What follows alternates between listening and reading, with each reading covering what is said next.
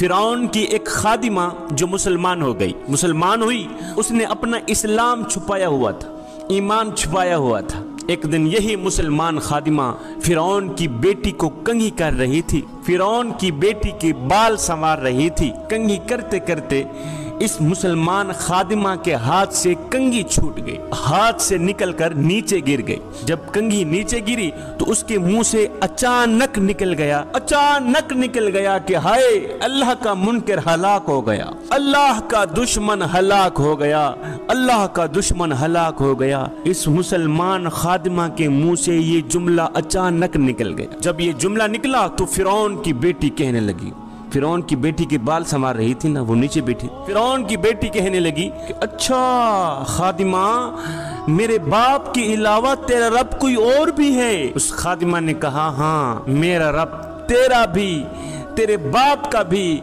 मेरा रब वही है जिसने तुझे पैदा किया, मेरा रब वही है जिसने फिरौन को पैदा किया, मेरा रब वही है जिसने मूसा को पैदा किया और जिसने हारून को पैदा किया। उसने कहा, अच्छा तो तू मुसलमान बन गई? उसने कहा, अल्हम्दुलिल्लाह, मैं मुसलमान बन गई, मैं तो सिर्फ अल्लाह को मानने वाली हूँ। ये सुनकर फिरौन की बेटी गुस्से से आग बगोला होकर उठी, दौड़ कर गई अपने बाप के पास, दौड़ कर गई फिरौन के पास, जाकर कहने लगी, गजब हो गया, गजब हो गया, हमारे तो घर के नौकर भी तुझे रब नहीं मानते, हमारे घर के नौकर भी तुझे रब मानना गवारा नहीं करते। फिरौन ने कहा, क्या हो गया? कहा, हमारी जो खादिमा है, जो हमारे टुकड़ों पे पलती है, वो भी तुझे रब नहीं मानती।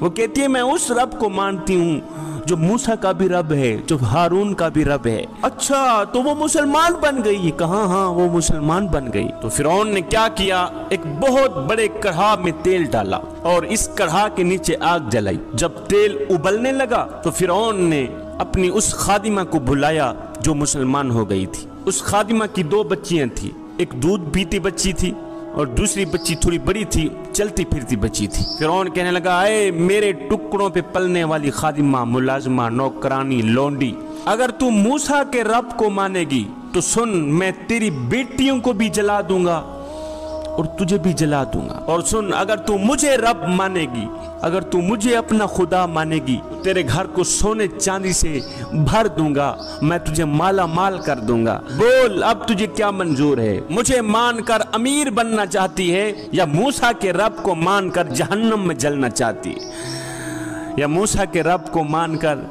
कढ़ा में जलना चाहती है? उसने धमकी दी कि मैं तेरी बेटियों को इस जलते कढ़ा में डाल दूंगा। हाय, इस मुसलमान खातून ने कहा, फिरौन, ये तो 2 बेटियां हैं, ये तो 2 बेटियां अल्लाह ने मुझे दी हैं, अगर इनकी तरह हजारों बेटियां होती तो वो भी मैं अल्लाह के नाम पे कुर्बान कर देती। है फिरौन, तुझे जो करना है कर ले, मैं तेरा कलिमा हरगिज नहीं पढ़ूंगी, मैं तुझे हरगिज नहीं मानूंगी। अब फिरौन ने क्या किया, इस खातून की बड़ी बच्ची को पकड़ा, उसे टांगों से पकड़कर सर के बल गरम तेल में डाल दिया, उबलते तेल में डाल दिया, कढ़ा में डाल दिया, आग में डाल दिया। वो बेचारी चीख भी ना सकी और माँ के सामने जलकर कबाब बन गई। मुझे बताओ, जिस माँ के सामने उसकी बेटी को यूं जलाया जाए, यूं अजियत दी जाए, यूं तकलीफ दी जाए, उस माँ के दिल पे क्या गुजरी होगी? माँ तो अपने बच्चे का रोना बर्दाश्त नहीं कर सकती।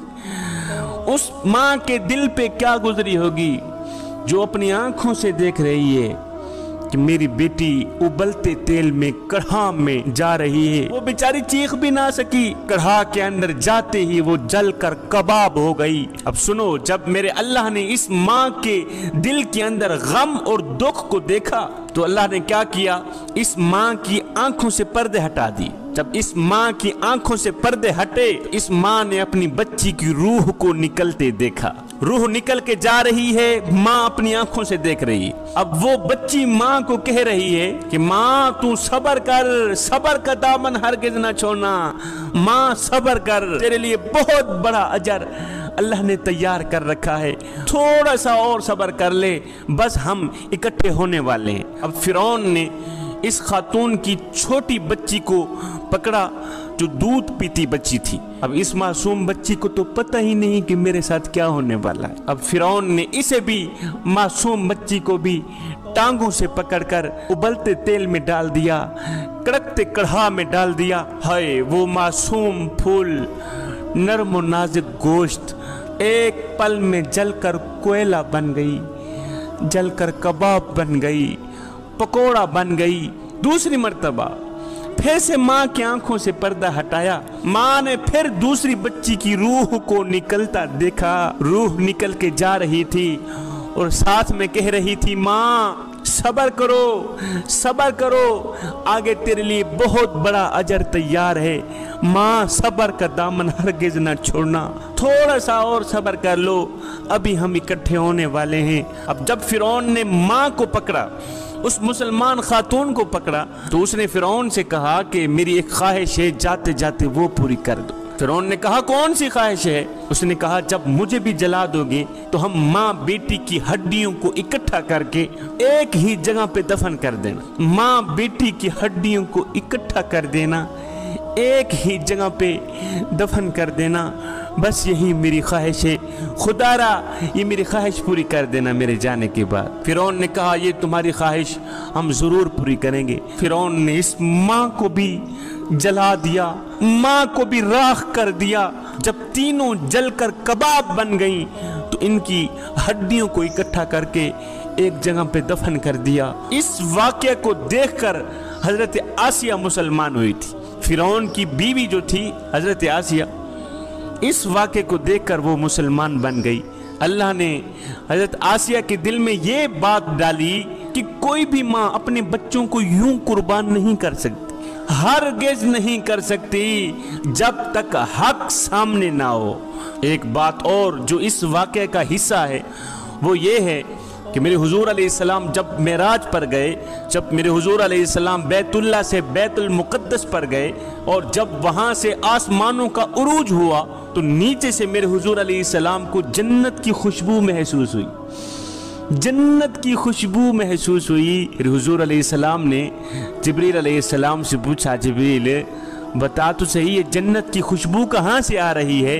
तो जिब्रील अलैहिस्सलाम अर्ज गुजार हुए, हुजूर फिरौन की बांदी, फिरौन की वो मुसलमान खादिमा जिसको उबलते तेल में डाला गया था, जिसकी दोनों मासूम बच्चियों को उबलते तेल में डाला गया था, फिरौन की वो खादमा अपनी बेटियों समेत जिस मिट्टी में दफन है, ये खुशबू उसी मिट्टी से आ रही है।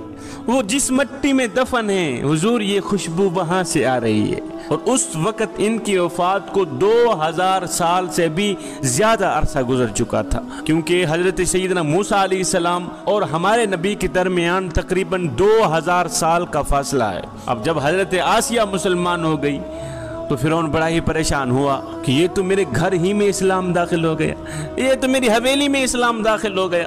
पहले तो फिरौन ने कोशिश की समझाया, जब आसिया ना समझी, जब वो ना मानी तो फिरौन ने अपनी बीवी आसिया को कैद में डाल दिया।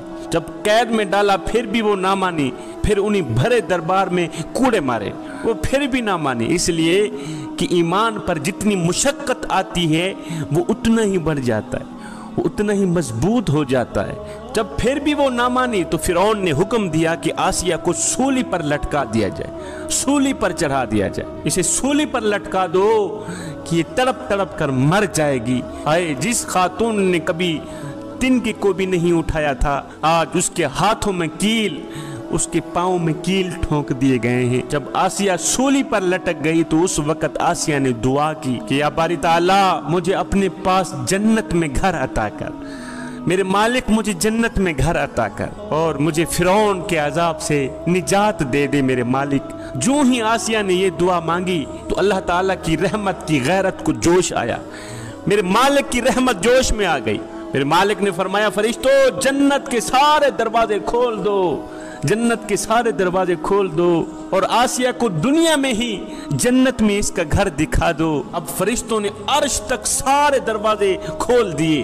हजरत आसिया ने दुनिया में ही सूली पर लटके अपनी जन्नती घर को देखा। हाय जन्नत को देखकर तो आदमी वैसे ही जिंदा नहीं रह सकता।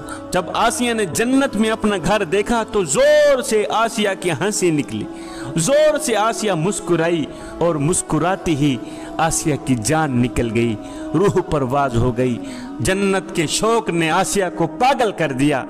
وہ واقعہ ادھر ختم۔ اب جب حضرت خدیجہ رضی اللہ تعالی عنہ کا انتقال ہوا، انتقال ہونے سے قبل میرے حضور علیہ الصلوۃ والسلام نے حضرت خدیجہ الکبریٰ کو فرمایا کہ جب تو جنت میں جائے تو اپنی سوکن کو میرا سلام کہنا، جب تو جنت میں جائے گی نا تو اپنی سوکن کو میرا سلام کہنا۔ حضرت خدیجہ کہنے لگی کہ میری سوکن کون ہے حضور؟ میں تو آپ کی پہلی بیوی ہوں، میری سوکن کون ہے؟